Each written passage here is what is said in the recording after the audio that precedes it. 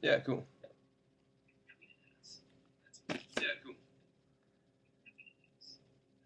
Hello. Hello.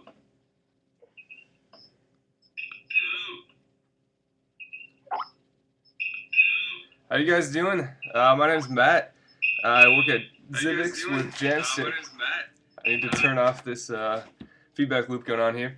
But anyways, we just got done doing our Jamstik Plus Kickstarter campaign, and ended up raising a little bit over $800,000 with 3,000 backers, and it was a lot of fun. We learned a whole lot of stuff along the way, so we're excited to hopefully share some of that with you guys and see if we can answer some questions.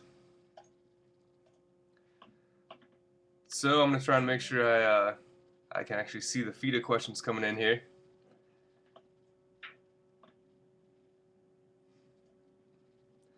But not quite seeing it show up. And it was a lot of fun. We learned a whole lot of stuff along the way, so we're excited to hopefully share some of that with you guys and see if we can answer some questions. Okay, there I am hearing myself again. So I'm gonna try and make sure I can actually see the feed of questions coming in here.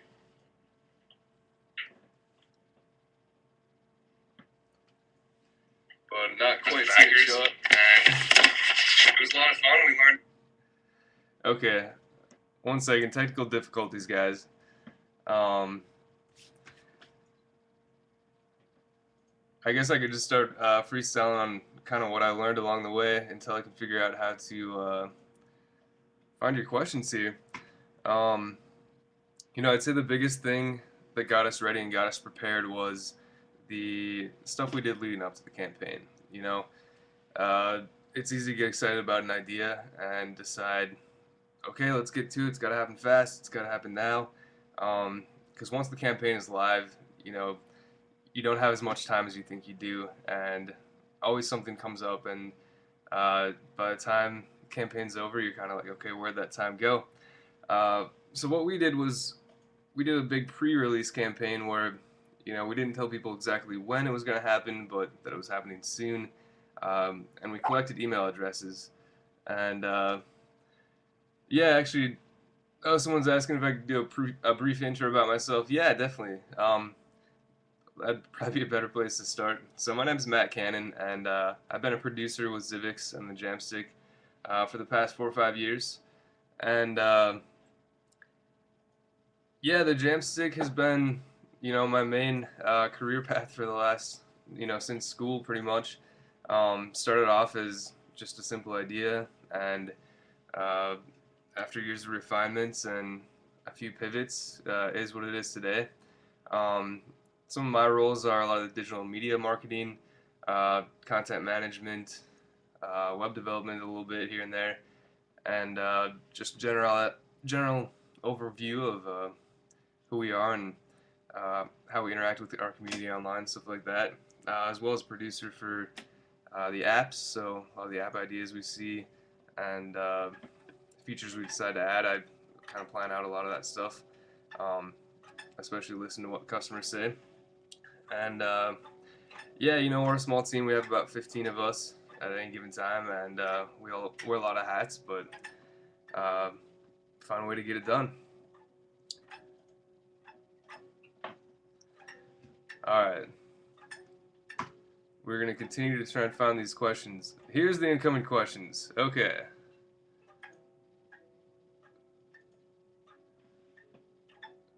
Unfortunately, I don't speak Norwegian. That's what it is. But I can give it a shot.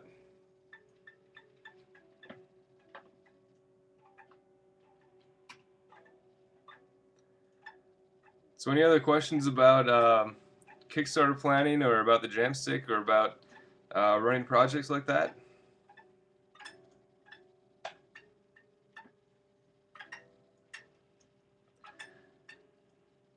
I guess I could get back into my little spiel about, just what we did to prepare. So it was about 2 months before the Kickstarter campaign started that we kind of announced that we were going to be pre-ordering in some way the next version of our Jamstik, the Jamstik Plus. And So we had landing pages set up, we had email collection pages, so whether it be a piece of content that we show or just some cool pictures and an outline of the features, something to get people excited about when we're about to announce this. So we gathered a couple thousand email addresses beforehand, about 5,000. I hear stories, some people do 100,000, some people do 500 people, and I mean, anything you can get ahead of time is going to be great, uh, because it's really important on the first day to make as big of an impact as you can. You're going to want to rise up in popularity if you can. You're going to want to show up in those categories on Kickstarter.com or Indiegogo.com. The new and noteworthy, the what's popular. That's really what's going to, stretch your own ability to get the word out. Is showing up in those categories. And luckily, we had enough people sign up on the first day to really get us boosted up there.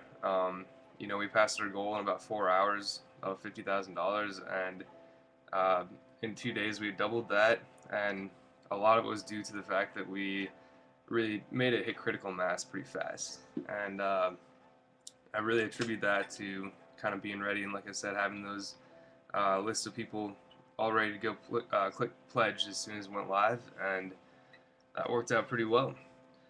Another thing people probably wonder about as they're going into the campaign is, are my reward tiers set up right?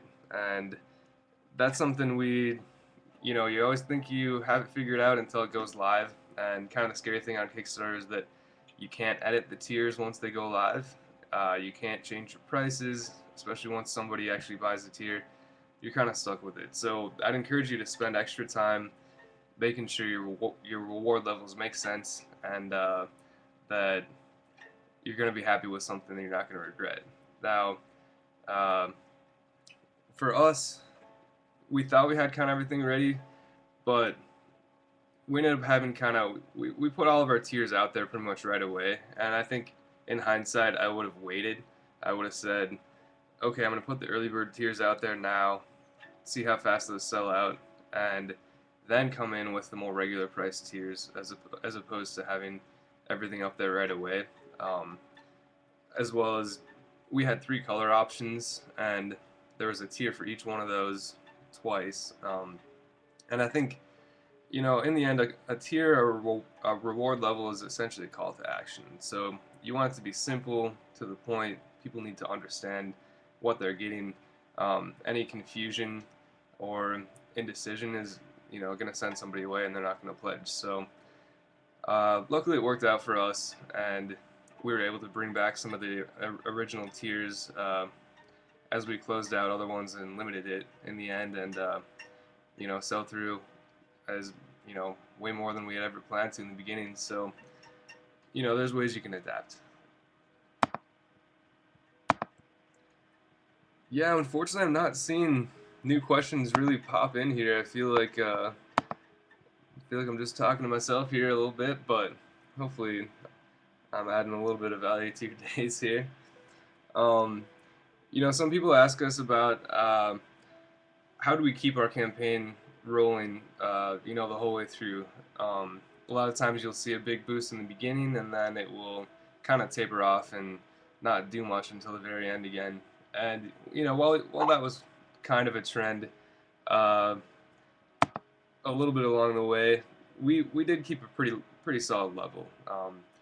And what I attribute that to is just being able to create content consistently throughout the campaign. It wasn't just like we made one video and that's what we kind of wrote down the whole way. We were making a couple of videos in the office every day, putting them out on Facebook and Instagram and Twitter, showing examples of us using our product, and that kept a constant stream of people coming in, checking out the project, and pledging. And I think as far as social, like social can be a huge thing for keeping awareness up of your Kickstarter campaign. And I mean, yeah, Marius, I'm at the website. I'm not seeing incoming questions come in, unfortunately, though. So I'll keep riffing on social, I guess. Yeah, so as far as social media, I mean, you can see where your pledges came from. Not as many came from social as I might have expected, but um, that's really been a great place for us to keep the impressions up. Um, you know, the right quick 15-second video showing a really killer feature of your product can be better than a 2-minute video sometimes. You know, that's the stuff that gets shared, that's the stuff that gets the impressions, and I think that did a pretty good job of keeping us relevant. Okay, cool. Marius is gonna actually just message me the questions that we're getting here. That makes more sense. Okay, so Sandra EMP says, "How did you manage to capture the customer pain, or how did you overcome the need for the smart guitar or Jamstik?" Okay, how did you come? Okay, I come up with the need of it. Yeah, so the customer pain. I mean, I think even a couple of us at the office have been people that have tried to learn guitar for a couple of years, and you always kind of get into it, and then you give it up. You know, there's so many reasons that you might give it up. You don't quite know if you're playing it right. You might be out of tune. You might be kind of intimidated. You know, especially to even get to the point of playing in front of somebody. Um, and you know, you might not like your guitar. You might have a starter guitar that kind of warps or doesn't sound in tune or really very good at all, and you put it in the closet, you know. And the biggest thing about learning a musical instrument is really getting the right feedback. You know, if you don't have a good teacher or if you're not following the right lesson plan, you're not going to see progress and you're not going to come through and do well. So uh, the Jamstick was really about solving that issue. And, um, you know, we feel that the technology we built into it, the ability to see your fingers on screen in real time, you know, you can't really get much quicker, more accurate feedback than that. Um, and we've seen it working very well. You know, we've seen it in classrooms, in pilot programs we've done with music education schools. Uh, we've seen it ourselves. I mean, honestly, myself, I'm getting better at playing guitar.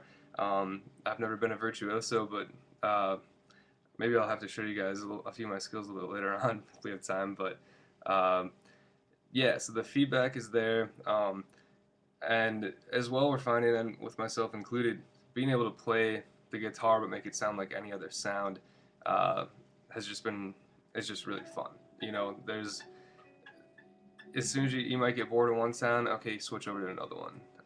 And I think just keeping yourself playing the guitar and acclimated with it, whether or not you're playing a a strict lesson or not, the more time you spend with it, that you're having fun, you know, the better you're gonna get, the more comfortable you're gonna get.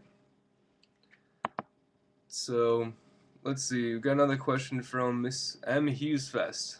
What are the main time-consuming activities during a Kickstarter campaign? So, you know, aside from clicking refresh on your phone all the time, which you shouldn't do, actually try to avoid that, is you know you just want to make sure everybody has messages answered, comments answered, and what you don't see on a public Kickstarter page is the dashboard that we see, um, which has all the messages from people individually. And you know these people are making a big decision. This is you know $200, $300, um, and they're trying to make a decision in a short amount of time, and you want them to have all the info they need. So I made it a huge point to answer everybody that had a question, every message that was sent, because each person is very important to us. And like I said, it's a big decision. So that was time consuming, but we also learned a very good amount about who our customers and potential customers were, what they wanted to see. And, you know, since Kickstarter projects are projects in development by nature, uh, we were able to actually, you know, make some progress in a few areas that we didn't really know people wanted. You know, for instance, people wanted a bass tuning. Since the Jamstick can do custom tunings, that's no problem. We can have it ready for them. People wanted a left-handed Jamstick, and we said, you know what, we can do that. You know, so it was actually the interaction. It took a lot of time, but it was very fruitful as well. We learned a lot. Um, the other time-consuming stuff. You know, essentially you're trying to update your page, make sure it has the most uh, relevant updated information.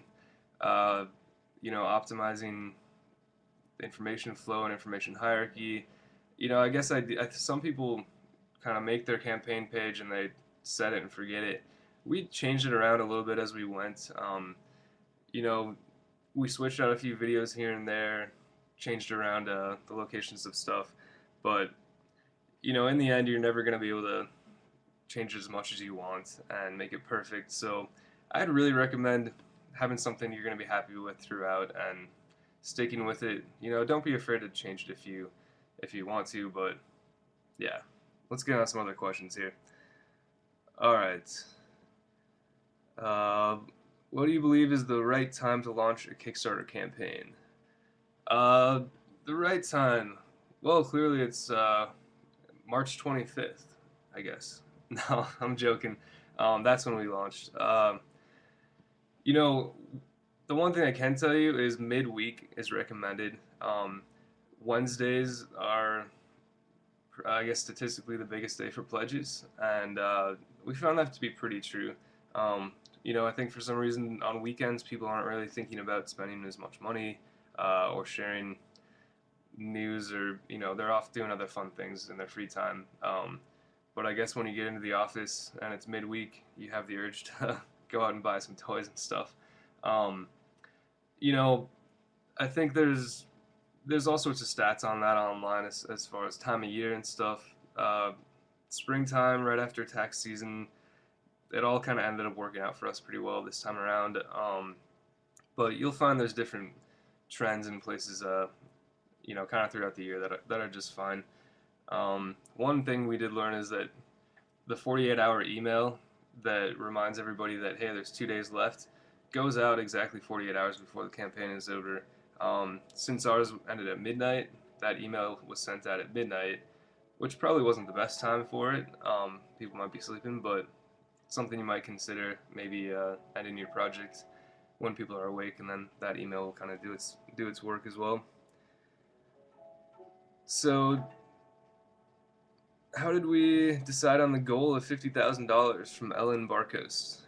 Okay, so this is a tough one. I mean, for us, I'll be honest, $50,000 we expected to achieve in a fairly quick manner. Um, you know, the thing about Jamstik is we definitely needed this project to keep us going at the momentum we have now. Um, but we did have, we've had a product out before, and we have thousands of customers that we knew at least a percentage was going to want to upgrade to the next model with us. So for us, Kickstarter was about getting the story told right in one place, and having one place for our customers and new customers and potentials to find out about us and kind of join in something bigger than just a product launch. This is about it's about our product, but it's also about our team, our backers, and really the message that we're trying to get across with this. And what we're trying to do is get more people into music, and that was why we included the donations aspect as well. That's why we've actually donated over 175 Jamstiks originals to music education, and so it was Kickstarter was kind of the place where we could tell that story and gather other like-minded people and potential customers to really amplify it. So the goal, yeah, I mean, do something reasonable. I don't think it's worth ever getting greedy. Like, had we put $300,000, maybe it would have seemed like we're going for too much, And then you've just got days where you're, nervous. Okay, will we get it up there? Will we make it? And to be honest, it just felt a whole lot better to set a reasonable lower goal, pass that up, and then the rest of the campaign was just a lot less stressful. Knowing that, okay, we had it in the bag here. I'm not sure, like, if we had set $1 million goal, how much that really gets people excited to, hey, we got to help them meet that $1 million goal. It's going to be awesome. I'm not totally sure if that would have been the case. That's kind of why you can use stretch goals. People get just as excited about those. And it's also something you can give back to them as well. So Yeah, I would say I recommend a lower goal, but have some stretch goals in mind uh, ahead of time. And I mean, save some stuff. You know, you don't have to tell everybody everything you're going to do right off the bat. You know, for instance, we told them about colors right away, and in the end, it actually might have been fun just to say as a stretch goal, hey, everyone gets to pick a color. You know, um, but you can't plan on everything. You know, so. Let's see, we got some other questions here. Okay, so did we use any other marketing channels than Kickstarter to reach backers? Which were most effective? Yeah, absolutely. So I talked a little bit about social, and that was a pretty good network. Facebook was the best for getting the word out, and really just the shorter 15-second, 20-second videos that are kind of shareable worked really well for us as far as getting a ton of impressions and people knowing about the product. Twitter, we did a little bit. You know, we're not quite as organized or I guess as content um, aware on Twitter, but uh, that did a decent amount for spread and impressions for us as well. Twitter didn't really end up being a huge contributor to our pledges as much as Facebook was. I mean, I think Facebook was probably 6 or 7 times as many. Um, but, you know, there's also the value of the impression, as you guys know. Um, so let's see. Oh, another thing we did was we did a big contest, which I need to go announce the winners pretty soon here of for sharing the campaign. So we said anybody that shares our campaign link or our tweets about us or a few other actions we did um, has a chance to win a beta Jamstik, which we're going to ship out later this week. And that actually got a huge amount of traction. We did that, I believe, about a week and a half before the campaign ended, and it almost went viral. You know, if there's an edge, but it was, you know, we were seeing tweets come in up until the very last minute of the campaign, of people sharing that. I think we had something like 5,000 entries, um, and so that really boosted our social share and just knowledge, people's overall knowledge of the campaign. So I would definitely recommend if you've got a product or a prototype that's close to being ready, or some sort of cool giveaway you can do, especially once you've already been successful or um, when you're able to afford to kind of give something, do that because it gets people excited. And we also saved one for backers only, which I think they appreciate and deserve as well. So, you know, even doing a backers only contest where they need to share the project and comment in the update, that went really well. So I'd recommend that. All right. And somebody asks how it all got started. You know, how did the idea come about? Um, so, I'm not the original inventor of the Jamstick, but I can speak uh, about him and about his story when we first started. Dan Sullivan's our founder, and he is a really innovative guy, making all sorts of cool stuff. And he was experimenting with, you know, alternative instruments a couple years back, 6 years back or so. And he had kind of this tabletop synthesizer, steel guitar, sort of pedal steel guitar, keyboard thing, but it had all sorts of knobs and stuff on it. And it was an awesome instrument, and maybe a little ahead of its time. Um, and you know, our VP Chad Kaler came in and checked it out back then, and he said, "Well, this isn't really going to be a retail product, but guess what else happened at that time? The big Guitar Hero craze." And they got together and they said, "Well, what about using this sensor technology in a real guitar? Let's teach people how to play real guitar, you know, not just mashing around on buttons." And so one thing led to another. We ended up having some sensor technology in a real full string guitar. Uh, didn't quite happen right at that time due to some patent issues and finding the right guitar manufacturer partner. Um, things went on, things went on. Rocksmith came out, kind of beat us to the punch. You know, we were a pretty small team, but then we said, you know what? You know what people aren't doing is building a guitar for a mobile environment that works well with devices like the iPad, iPhone, tablets, etc.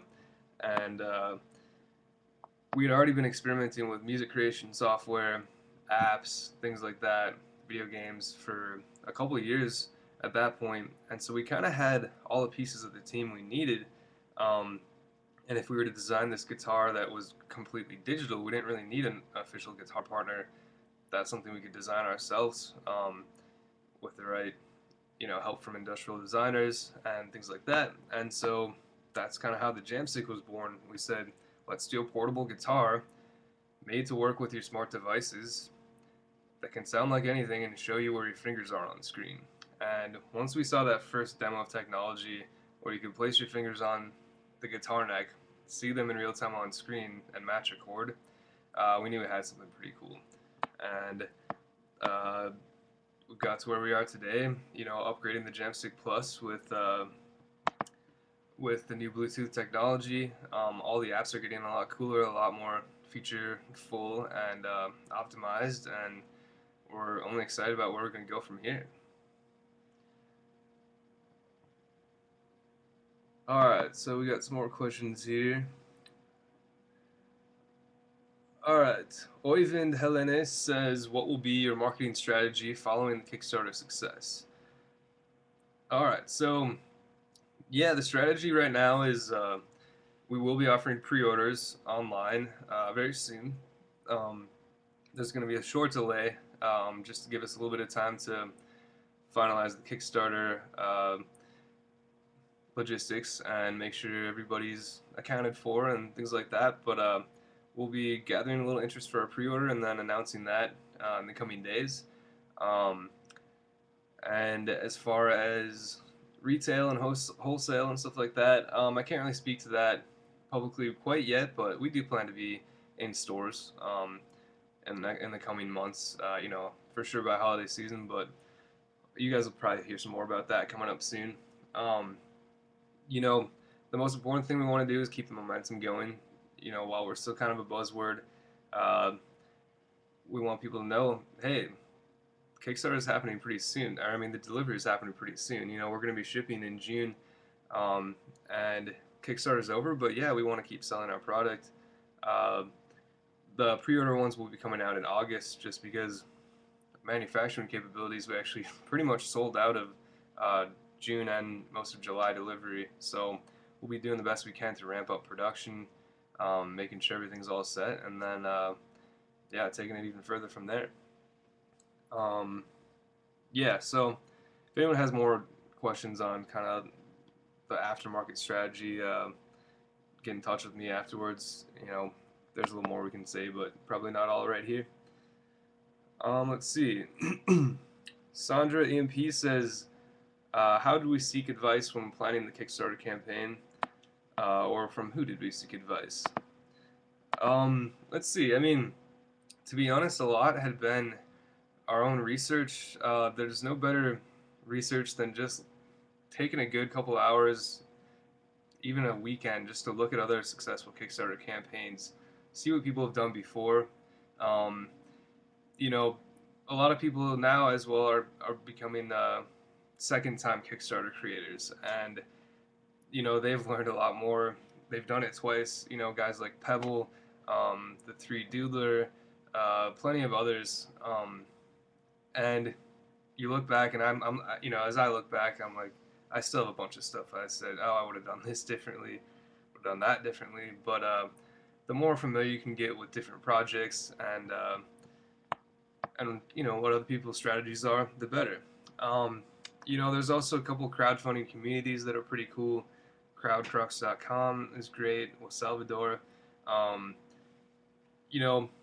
It's tough to kind of find everything in one place as far as things you should do, things you shouldn't. And you don't necessarily want to just follow somebody else's script entirely. You got to leave a little room for some of your own uniqueness. And yeah, I think we tried to kind of gather from a bunch of different places. But like I said, check out other campaigns. Once the campaign is live, that's another thing too. I mean, you think you're gonna have more time to optimize, to change, to do the right updates, and it all kind of happens really fast. but I do recommend once you start your campaign, back a couple others too. I mean, if not just to give back, but to become familiar with real time, how are other people handling updates? You know, what are they sending to people? Um, and yeah, really try and just yeah, get on the same page and understand the cool things other people are doing. Oh, sweet! I can finally check out live questions. All right, all right. So, how about this one? Oivid Helene says, "How finished was the actual product when you launched the Kickstarter?" Well, it was actually pretty far along, and it is pretty far along. You know, it helped us out being a one-time producer already. We've made the original Jamstik, um, but the Jamstik Plus, it for us. It was really a matter of some new boards in there, adding the Bluetooth, adding the accelerometer that hadn't really been figured out entirely. Um, but to be honest with us, we were pretty much planned on launching on the same timeline, uh, regardless. But Kickstarter just really gave us what we needed to go out strong and up the production numbers and etc. And I think it shows in your campaign how ready you are and how uh, sure you can doctor up some photos and say, yeah, look at how far along we are, but you know, I think the first time around when we made the Jamstik one, um, it kind of ends up biting you in the back when if you're not as ready as you kind of proclaim to be. Timelines will slip, people start to get a little aggravated. This time around, we made sure that we could guarantee delivery, and it's just better for everyone. It's better for the backers. It's less stressful on us, um, and so yeah. And like I said, use that extra time if you have to delay to be closer to ready to do lead generation. Have landing pages for people to sign up for email announcements, etc. So be patient. Get your idea out there as soon as you can, but give it a good time to grow. All right. Let's see if we got some other questions here. How do we get in touch with the manufacturers, and how did you come to trust they could deliver your product? Well, so ours is a bit of a different story. One of our CEOs and original founding members had done a previous company that worked with our manufacturer so he's worked with them for years. They're actually in the United States, just one of our neighbor states in South Dakota, um, which has actually been kind of awesome for us. A lot of people will a lot of people will try and go find the cheapest solution, the quickest solution, and I'm not sure if that always works out for them. For us to be able to have some history with the manufacturer, to know that if we need to, we can go drive down 4 hours and be at the factory. That just made us that we just really enjoy that. And we've had to do that sometimes to go down and make sure there's not a problem with the production line or with materials and stuff like that. It just made it a lot easier to handle. It made us more confident about bringing the product to market. And that's not always easy. Not everybody has a connection like that, but you know, don't make it a rushed decision. Test your network, see if you might have somebody that has that connection you don't, and yeah, find that trust in your manufacturer. It's one of the most important things you can do. Um, in the end, you're only as good as their process. So, yeah. All right. Well, oh, here's a good one. Oyvind Helene says, in your mind, what does the future of music production look like? Are there any trends in particular you think are interesting, and will analog equipment still exist in 10 years? Yeah, that's a great question. Yeah, so I think what I kind of feel about, music production right now, uh, you've got the electronic side, you've got the analog side. electronic side, you know, it's almost the DJs you go see. They may spend hours and hours in the studio perfecting their beats and really sculpting and crafting. And then how people say, oh, DJs, they get up on stage, they press a button, right? Um, and this is not quite the case. You know, we know that they're tweaking all sorts of parameters in a live show. But what we like about the Jamstik and its entry into the stage is that you can kind of get some of these crazy sounds, these EDM sounds, stuff that analog can never quite do. But it's a performance tool. It's something you can play live. You know, we always joke we like to see the future DJs playing the Jamstik instead of just, you know, mashing their buttons and crossfading and stuff. Um, but at the same time, the Jamstik was born to represent, basically be a digital equivalent of the real thing. You know, we're trying to be as close to a guitar as possible. Um, you know, I think we say this a lot. We're not trying to replace the guitar. We're not trying to make the guitar go the way of the dodo. You know, we love the real resonance and that feel you get out of a true acoustic or electric, and we strive to be as similar to that as we can. Um, and you know, I think I don't like to answer your last part. Analog equipment still exists in 10 years. Yeah, of course it will. Um, and I mean, that's why some of the guitars from the 60s, 50s, and 60s are still alive and kicking today. They're people's favorite models. You know, the guitar industry is kind of interesting like that. Reverb.com had a pretty cool article about, you know, why hasn't the guitar changed that much in the last 50 years? And it's kind of because we get our favorites, and there's the nostalgia, there's the familiarity. You know, I'm not sure what it is. It's kind of like a classic car. Like the guitar is always going to be kind of sexy like that, you know, and uh, and so I think a balance and kind of a merging of the two worlds is kind of what we're going to see in the future. And I hope too. I hope that there's kind of a, you know, EDM, electronic music. Like, I love that stuff. It's some of my favorite music. Um, but is it getting a little stagnant? I think possibly. I think people crave live performance and interaction, and I think the next couple years might give us a little bit more of, you know, the rise of the singer songwriter producer. You know, we'll see. We'll see if anybody with a Jamstik gets on stage and takes on a DJ at some of these festivals coming up. Time will tell. All right. So we'll see if we have some other questions here.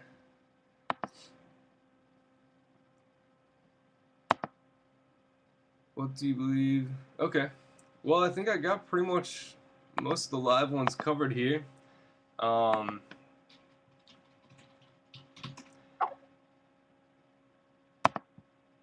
so let me see if there's anything else I want to finish out with. Yeah, I guess just I think one of the best things you can do as far as when writing your project and, you know, answering questions for customers, doing updates, just be yourself. Try to be genuine. Be honest about expectations, and and it'll pay off. People will get you. People will get it. And yeah, that's pretty much it. So, anybody got any other questions? I guess I will ask. Oh, can we show you? Yeah. Actually, I got one right over here. You got the lefty hooked up? Dude. You want to come play it? Yeah. Alright, cool. Yeah, actually, I got my colleague Jared here. He's got a Jamstik and actually a lefty model, which I don't believe we've really shown off that we have a lefty model, but yeah, we'll show you the product here. Let me see if there's yeah, there we go. So here it is, the Jamstik. This one's left-handed strong, and oh, we're connected to the phone here.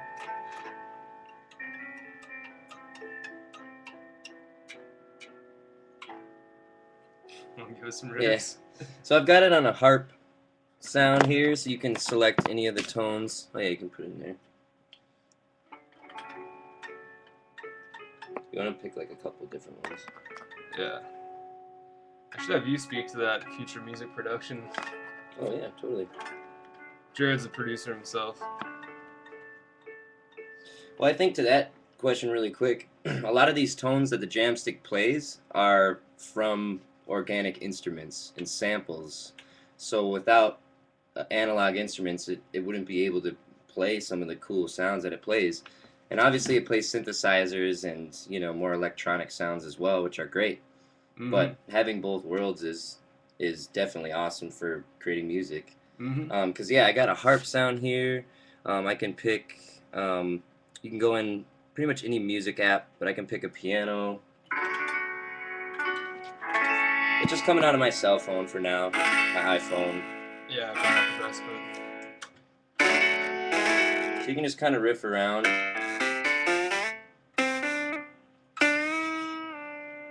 Some bends. yeah, so as close to the real thing as we can get it, like I said. Yeah. Cool. Okay, we do have one more question that I haven't answered here. How are we following up with customers? Yeah, so obviously with Kickstarter you can do updates. You can do as much as you updates anytime you want, really. That's a good way to keep in touch, but at the same time, they're like an email. Not everyone reads everything and knows everything going on. The other way we're doing it is, anytime anyone has a message, we're right with them. We're telling them, hey, here's the answer, and thank you so much for your pledge. It is a little time consuming, especially when you get, almost 3,000 backers, but this is why we're doing it. I mean, we did this so we could gather a group of like-minded people that want to make this experience the best that they can and we can, and it's pretty cool. No one, it's like we just recruited a small town size of people that really want this to happen like we do, and so any extra communication or messaging with them, like, we're happy to do it. Do you have any clarification on exactly like what you mean by following up with customers? Basically, we're planning to tell them updates as we hit milestones, production milestones, shipping and fulfillment milestones, things like that. Yeah, the goal is to be as transparent as possible and let them know where we're at. And I don't think we're gonna have anything to hide here. Sometimes you may get delayed in your project. You may have to push your deadline a little later than expected, but this is not too often looked down upon. I mean, as long as it's not way delayed, I think it's better just to be honest with people. They're happier to hear the truth that, okay, maybe it's not shipping until August, or maybe it's not shipping until such and such. They'd rather hear that from you than just to find out about it and be mad about it later. So people are pretty understanding on these crowdfunding arenas, but talk to them. Make sure they know what's happening. Alright, and Link Gendel says, how much time did you spend creating the Kickstarter video and page, and did you hire anyone? Yeah, we spent a pretty good amount of time on both. We're lucky enough that one of our in-house, our music product specialist, Chris Hiley, and his son are actually a very accomplished video production team. So we had that going for us. Chris is really ingrained in the local community, knows a lot of musicians, knows a lot of bands and people with cool locations, and so he and Miles, his son, actually shot and edited the whole thing, and did an amazing job. And you can spend a lot of money on that sort of stuff, and it wasn't really money we had to spend at the time, so I guess it doesn't really make sense. Well, I recommend that you have an amazing video team internally, and then that should work, right? No, but if you're not like us and you don't have somebody that can do a video in-house, it is worth spending a little money on if you have to. You know, it's gonna be people's first impression, uh, you know, of the quality of your offering, of what it can do and what it is. And so it's something to spend a decent amount of time on it. You know, if you don't have the resources to shoot something pro quality, something like that, then try not to be afraid of getting on screen yourself and saying, hey, this is us, this is me, and this is my product. You know, I think people equally respect that sort of that sort of way of going about it too. Um, so yeah, and again, this kind of goes back to, you can look back at other Kickstarter projects, get good references, and feel better about what you're going to put out there. The page itself, yeah, the page we also made ourselves. You know, we pretty much did everything ourselves in this campaign. Um, yeah, which was cool. It was exhausting, but it kind of, it felt the best because it all did come from us. You know, making the page uh, was a little bit of an evolving thing. You know, like I said, it changed around some as we went. Um, and yeah, I mean, we spent. I wish we would have spent more time on it to begin with, but uh, you know, the start date came up pretty fast, and it was what it was, right? But yeah, spend more time than you think, or even better, you know, do a rough draft a couple weeks ahead of time, update it, and then by the time the campaign starts, you just you're happy with it, you're ready to go. And you know, one thing I wish we would have done a better job with is backer surveys. So you can only do one official backer survey after the campaign, but there's no reason you can't send out like unofficial surveys along the way, like through SurveyMonkey or something like that. You know, one thing we did is we sent out a SurveyMonkey uh, about 4 or 5 days into the campaign, just to try and get a sense of what brought people there. You know, why did you why did you pledge for Jamstik? You know, what do you foresee yourself using the Jamstik for? And that was for us to get an idea of how many people want to learn guitar with the Jamstik versus how many people want to use it in more of a producer production standpoint, um, or use it as a travel guitar, for instance. And you know, that gave us pretty valuable information about who we had thus far attracted to make a pledge, um, and how we could kind of optimize the page to really speak to them and speak the story to the people that had made the decision already. So it kind of works upon each other itself a little bit, you know.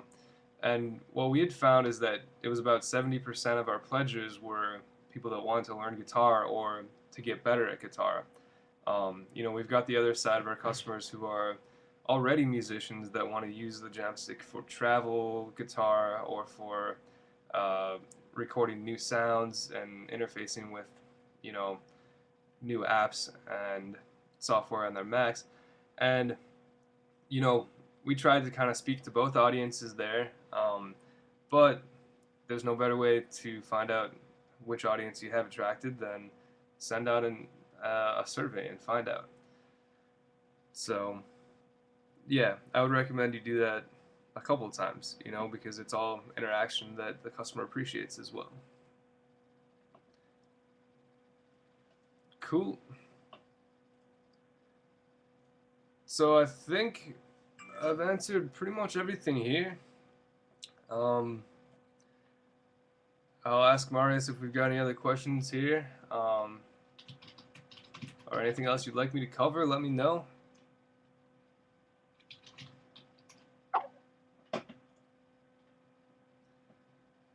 And thank you everybody so much for your questions already. It was fun to kind of just get some of this stuff out. And, you know, I apologize for being a little bit late today. It's been a long 42 days of the campaign. I mean, as you know, we just finished up yesterday. But I got finally some good sleep yesterday. And hopefully I've added a little bit of value to for some of you guys that are thinking about running a project or just want to know a little bit more about what it takes to do so. So I appreciate it. I hope you guys all follow us at Jamstik on Twitter, Instagram, and Facebook. And appreciate your time today. All right. Thanks, guys.